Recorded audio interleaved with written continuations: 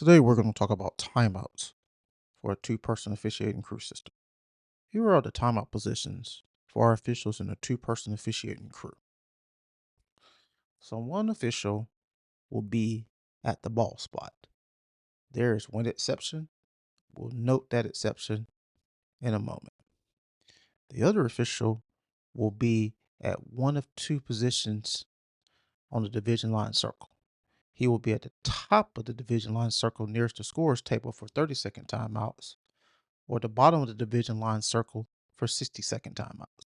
In this diagram, you see we also note the areas that our teams can use in the 30-second timeout as well as the 60-second timeout.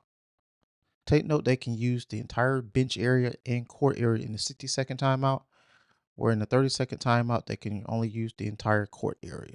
So if you're wondering in the 30-second timeout why you may see officials tell teams to stand, it is because in the 30-second timeout, the teams only have access by rule to the area on the court, not necessarily their bench areas as well.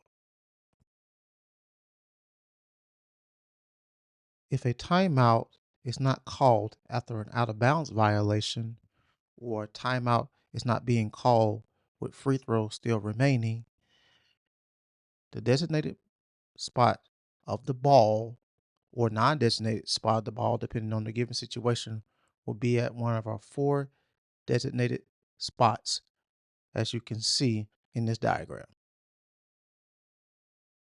If a front court throwing is going to occur after a timeout, the positioning of our officials for timeouts are as follows. The top or the bottom of the division line circle for our trail official, depending on if it's a 30 or 60-second timeout, if the ball is on the end line for the throw in, or our lead official will be at the 30 or 60-second timeout position at the division line circle if our trail official has to throw in on the sideline. The exception during the timeout is that if the timeout is going to be at the designated spot, or the ball location is somewhere in the bench area of one of the teams, we are not to be in the bench area of the teams during the timeout until after the timeout is over.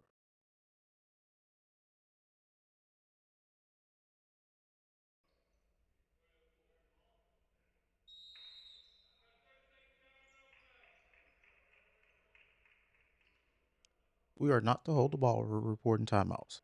Excellent job by this official to give the ball to his partner. We will use the foul reporting area to report timeouts. This is a 60-second timeout, or in slang, this is a full timeout. The throwing spot for this particular situation is the 28-foot mark near the team bench. So our lead official should be at the bottom of the division line circle, and trail should be anywhere but near the team bench for the throwing spot. On the first horn, the official at the division line circle should get both teams, let them know of the first horn and that the timeout is almost over. Our officials did not do that in this clip. It is very important that we acknowledge and adhere to our timeout responsibilities. At worst case scenario, one of our two officials should get the two teams and let them know of the first horn.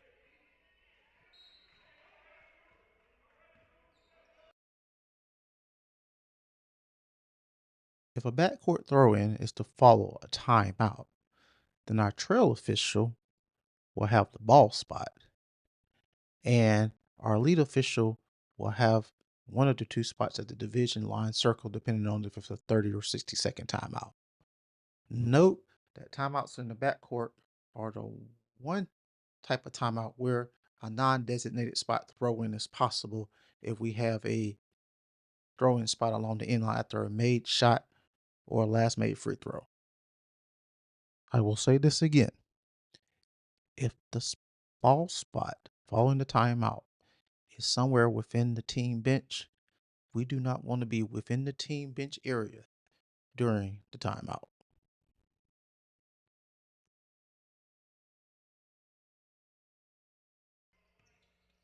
So we have a timeout requested and called following a made goal. And the reporting official will not hold the ball when reporting the timeouts. So far, so good. So the timeout is being reported in the file reporting area. This is a 30-second timeout that has been called. We would like our lead official to be at the top of the division line circle because that is the 30-second timeout position for two-person officiating crews. So following the first horn, our lead official should go to each team and let them know the first horn.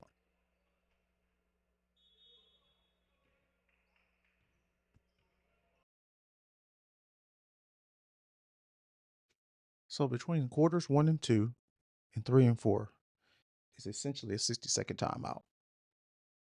So our trail official will be administering the throw in to start the second or fourth quarter, will be at the division line opposite the table. Our lead official should be at the 60-second timeout position, which is the bottom of the division line circle. Other than that, both officials will observe all timeout responsibilities as normal.